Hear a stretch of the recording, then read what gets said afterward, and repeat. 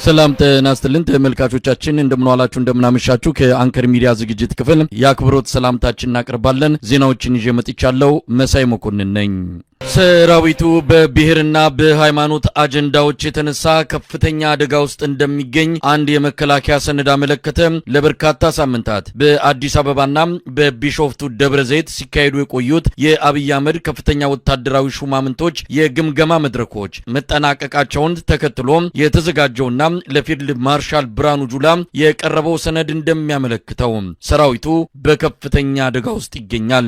በተለይም የብሔር ጉዳይ ሰራዊቱን አቅም እያሳጣው እንደሆነ ተልእኮውን እንዳይፈጽም አንቆ ያዘው በመሆኑ አገዛዙ በከፍተኛ ስጋት ላይ እንዳለ የተገለጸ ሲሆን በሰነዱ በኦሮሞና በአማራ የሰራዊቱ አዛዦችና መሰረታዊ ወታደሮች መሃል ያለው ፍጥጫ እያየለ መምጣቱን ጠቅሷል። በሰነዱ ላይ ቃል በቃል እንደተቀመጠው እንደ ሰራዊት የመጣው ለውጥ ከመደገፍ ይልቅ አሁን በስልጣን ላይ ያለውን መንግስት እንደ ተረኛና እንደ ሁለተኛ ጁንታ ቡድን አድርጎ የማሰብ በአንድ ክፍል አማራ በዛ በሌላኛው ክፍል ኦሮሞ በዛ በማለት ስራን በውጤትና በብቃት ከመለካት ይልቅ በዘር እየለኩ ያልተገባ ተግባር መፈጸም፣ ምደባን የማረግ እድገትና ሽልማትን በተመለከተ የእገሌ ብሔር ተመደበ፣ ተሾመ፣ ተሸለመ እያሉ ስራን በውጤት ሳይሆን በብሔር መለካት፣ በግለሰቦች ተረኛ በሚል የክፍል አመራርን ማማት እንዲሁም ማብጠልጠል፣ በተለያየ ምክንያት አሳቦ በብሔር መሰባሰብ ይህ ችግር በሁሉም ብሔሮች የሚታይ ቢሆንም በከፋ መልኩ በአማራና በኦሮሞ ተወላጆች ላይ ይታያል ይላል ለፊልድ ማርሻል ብርሃኑ ጁላ የቀረበው ሰነድ። በሰራዊቱ ውስጥ ከፍተኛ የሆነ የሸኔና ፋኖ አድናቂዎች መበራከታቸው በሰነዱ ላይ የተመለከተ ሲሆን በዝርዝርም አስተሳሰብ ሰለባ ከመሆን ባለፈ በተግባርም የነሱን ተልዕኮ ይዘው የሚንቀሳቀሱ አባላት እንዳሉ በግምገማው መድረክ ተረጋግጧል ይላል። ከሰራዊቱ ከርቶ ሄዶ ሸኔን የተቀላቀለ ደውሎ ጓዶቹን ያሰተ ወሬ መንገርና ወሬውን ተቀብሎ በሰራዊቱ ውስጥ መንዛት፣ በስልክ መረጃ መስጠት፣ ከፋኖ ቀጥተኛ ግንኙነት ያላቸው ግለሰቦች መኖራቸው መሳሪያም ለፋኖ ሸጠው ለመጥፋት ሲዋዋሉ የተያዙ እንዳሉ በግለሰቦች ፋኖ መልእክት አስይዞ የላካቸው ሰዎችና በፋኖ በኩል መሳሪያና ተተኳሽ ይዘው እንዲከዱ የሚያደርጉ ግለሰቦች መኖራቸው፣ እናትና አባቴም ፋኖ ናቸው፣ ፋኖን የሚነካ ከሆነ አልታገልም ማለት እኔ ያሳምነው ጽጌ ዘር ነኝ እሱ ቢኖር ያስከብረን ነበር ብሎ በማህበራዊ ሚዲያ ማጋራት፣ የፋኖና የሸኔን ምስልና የተለያዩ መልእክቶች ያለበትን ቲሸርት መልበስ እንዳለ ነው በመከላከያ ሚኒስቴር በተሰበሰበ የግምገማ መድረክ ሰነድ ላይ የተመለከተው። በመገናኛ ብዙሃን በተለይም የማህበራዊ ሚዲያ ሰለባ መሆንን በተመለከተ የታዩ ግድፈቶች እንዳለ በሰነዱ ላይ የተመለከተ ሲሆን በመንግስት ባለስልጣናትና በሰራዊቱ አመራሮች ላይ ጥላቻ የሚነዛባቸው የውሸት ወሬዎችና ፕሮፓጋንዳ ተሸካሚ መሆንና በሰራዊቱ ውስጥ ሽብር መንዛት፣ ጠቅላይ ሚኒስትር አብይ አህመድ ሸኔን እያስታጠቀ ነው፣ በተጨማሪም በፋኖ ላይ እርምጃ የሚወስደው የራሱን ስልጣን ዘመን ለማራዘም ነው የሚል ሐሳብ በማንጸባረቅ የአፍራሽ ኃይሎች ውሸት ወሬ ሰለባ ሆኗል ሰራዊቱ ይላል የግምገማ ሰነዱ። በግምገማው ላይ በርካታ ነገሮች እንደተነሱ የጠቀሰው ሰነዱ በተለይም ኦነግና ሸኔ አንድ አይደሉም የሚል ሐሳብ ይነሳል። ማረጋገጫው ምንድነው?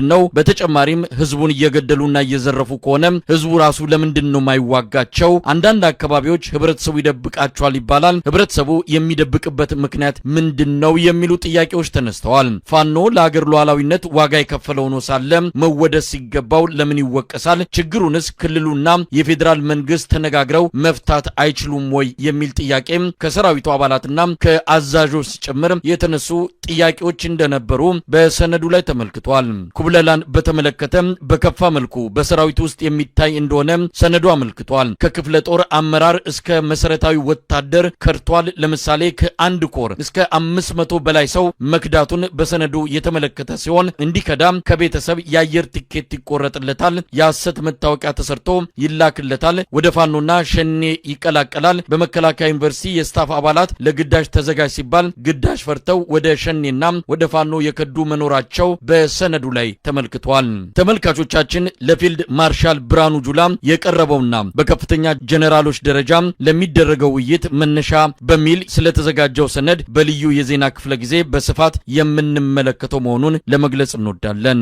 የፋኖ ኃይሎች በዚህ ሁሉ ያገዛዙ ግርግር ስራቸውን ሳይዘነጉ ድላቸውን በየአቅጣጫው እያስመዘገቡ ነው ያለፉትን 5 ቀናት የዘለቁት። ገዢ መሬቶችን አስለቅቀዋል፣ ቁልፍ ቦታዎችን ተቆጣጥረዋል፣ ስንቅና ትጥቅ በእጃቸው አስገብተዋል። በዛሬው መሰናዶ በሁለቱ የሸዋ እዞችና ከወሎ የፋኖ ቃል አቀባዮች ያደረሱንን ዘገባ እንመለከታለን። ከአማራ ፋኖ ሸዋ እዝ የሰሞኑ እንቅስቃሴ እንጀምራለን። አርበኛ ንጋቱ ይታገሱ የአማራ ፋኖ ሸዋ እዝ ምክትል የህዝብ ግንኙነት ኃላፊ ይቀጥላል። የአማራ ፋኖ ሸዋ እዝ እንግዲህ በስሩ ያሉ የተለያዩ ክፍለ ጦሮች ትልልቅ ስራዎች እየሰሩ ነው በእለቱ የዋሉት። ከዚህም መካከል የመጀመሪያው ይኩኖ አምላክ ክፍለ ጦር እንግዲህ የክፍለ ጦር ያው በስፋት የሚንቀሳቀሰው በማጀቴ በከፊል መንዝና እንዲሁ በአጣዬ የተወሰነ ክፍሎች እንቅስቃሴ ያደርጋል። የክፍለ ጦር በተለይ ዛሬ ጠዋት 12 ሰዓት ላይ ልዩ ቦታው ካራቆሪ የሚባል ቦታ ላይ እንግዲህ የሚንቀሳቀስ የፕሮፌሰር አስራት ወልደየስ ብርጌድ እዛ አካባቢ በስፋት ይንቀሳቀሳል እና ያን አካባቢ ያው ቅድም እንደገለጽከው የአማራ ፋኖ ሸዋ እዝ ከ2 ቀን በፊት በተለይ የትራንስፖርት እንቅስቃሴ ገደብ ጥሏል።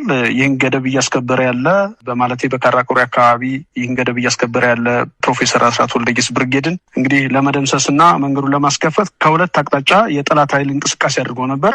ይሄውም እንግዲህ ከአጣዬ አካባቢ የመጣው ኃይል ልዩ ቦታው ኩኩቢ በሚባል ቦታ ላይ ከፍተኛ ጉዳት ደርሶበታል። ማለቴ የአማራ ፋኖ ሸዋ እዝ ፕሮፌሰር አስራት ወልደየስ ብርጌድ የጠላት ኃይል ወደ ካራቆሪ እንደሚመጣ ቀድሞ መረጃ ስለነበረው ደፈጣ ኩኩቢ እና ዥንጎሬ በሚባል ቦታ ላይ ወጥተው ነበረ። የጠላት ኃይልም ከአጣዬ በኩል የመጣውን የጠላት ኃይል ኩኩቢ ላይ ከፍተኛ ጉዳት አድርሶበታል። ደፈጣ ያደረገ የፋኖ ኃይል ከጨፋና ከኬሚሴ ተውጣጡ የመጣው በ4 ተሽከርካሪ የመጣው ኃይል እንዲሁም ከባባድ መሳሪያዎችን ይዞ የመጣው ኃይል ደግሞ ዥንጎሬ በምትባል ወይንም ከካራቆሪ በስተሰሜን አቅጣጫ 5 ኪሎ ሜትር ርቀት ላይ በግምት እዛ ላይ ደፈጣ የወጣ የፋኖ ኃይል ከፍተኛ ጉዳት አድርሶበታል። እንግዲህ በዚሁ በፕሮፌሰር አስራት ወልደየስ ብርጌድ ስር ያለ አይሻ ሰይድ ሻለቃና 4ኛ ሻለቃ አንደኛ ሻምበል ቦታው ላይ ነበሩ። እዛው ካራቆሪ ላይ በእነዚህ ኃይል ብቻ ነው የጠላት ኃይል እንግዲህ አይቀጡ ቅጣት የተቀጣው። ከፍተኛ ጉዳትም አስተናግዷል። በተለይ የመጀመሪያው ከአጣዬ የመጣው እግረኛ አስቀድሞ ነበር።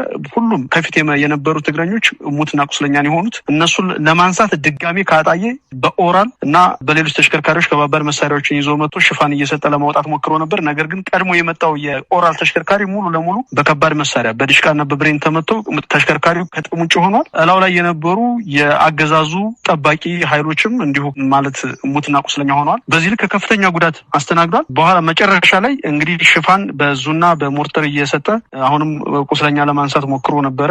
በተወሰነ መልኩ ምናልባት ለሱ ትንሽ ቀረብ ያሉትን ለማንሳት ችሏል። ነገር ግን እዛው አካባቢ የነበሩት ማለቴ ኩብኩቢ አካባቢ የነበሩትን ዜና እስከሰጡ ድረስ ተሽከርካሪውም ማለቴ የኦራል ተሽከርካሪው አልተነሳም። ሙትና ቁስለኛውንም እንደዛው ማንሳት አልቻለም። ከፍተኛ ውጊያ ነው ሲደረግ የዋለው። በዚህም እንግዲህ የአማራ ፋኖ ሸዋ እዝ ይኩኖ አምላክ ክፍለ ጦር ፕሮፌሰር አስራት ወልደየስ ከፍተኛ ጀብድ ስትሰራ ነው የዋለችው በዚህ አካባቢ።